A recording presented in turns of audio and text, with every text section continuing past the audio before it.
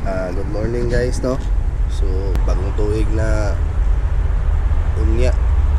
So, gibukaw mi guys kay i-transfer na mi Riyadh. Karon pag yun, timing yun nga bagong tuig. So, atay mahimo.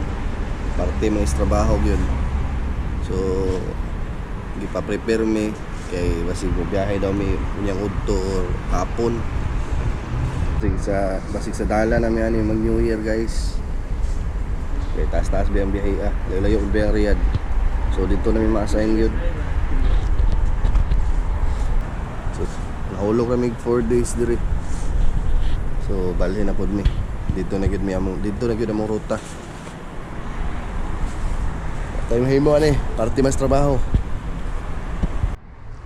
Abigod na mo diri namin ma-assign, so dili di ay.